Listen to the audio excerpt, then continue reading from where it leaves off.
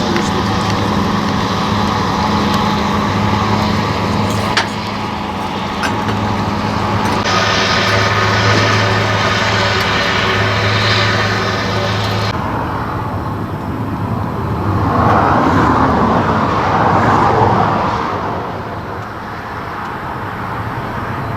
...2014'ten Abi beri zaten ben düşer sürüyorum. Babam mesleği, babadan kalma yani. Babam daha uzun meslekle uğraşıyordu. Evet. Şimdi ondan devralmışız. Biz de bu işi yapıyoruz. 6. ayda falan evimizden çıkıyoruz. Evet. Önce Mardin'e geliyoruz. Bir 15-20 gün kalıyoruz. Batı tarafına gidiyoruz. Evet. Orada 35 gün 40 gün falan bir şey kalıyoruz. Yani ortalama sezonumuz 80 gün 90 gün görüyor görmüyor. Tabii bu işin zorlukları da var. Güzel günleri de var, zorluklu günleri de var. Sıcaklıktır, tozdur. Kolay bir şey yok zaten. Ama bu iş bir tık daha zor. Sabah 5'te kalkıyoruz, makinamızı yağlıyoruz, mazotumuzu bırakıyoruz. Eksik bir şey varsa onu yapıyoruz. Ondan sonra kahvaltı da yaptıktan sonra saat 7 gibi başlıyoruz, işbaşı yapıyoruz. Bizim konteyner var, remokta yapıyoruz. Yani yatacağımız yer de orada, yataklarımız da içindedir. Yani tarlada yatıyoruz, tarlada kalkıyoruz. Tabii romoğumuz da bir oda gibidir ama yine de çöldeyiz yani.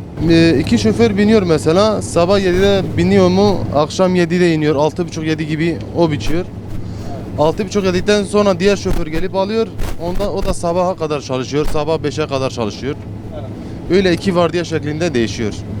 En çok bu sıcağın ortasından biçenin bozulmasıdır abi. Yani ortalama 40-45 derece altında falan çalışıyoruz. Yılın 3 ayı evin dışında kalıyoruz abi. 20 gün biz Mardin'de çalışıyoruz.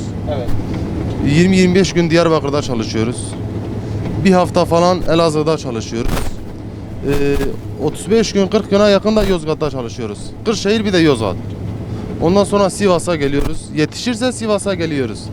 Orada da bir 10 gün kaldıktan sonra yani 8-15-9-1'e kadar işimiz bitiyor. 4 kişiyiz biz. 2 ekip halinde.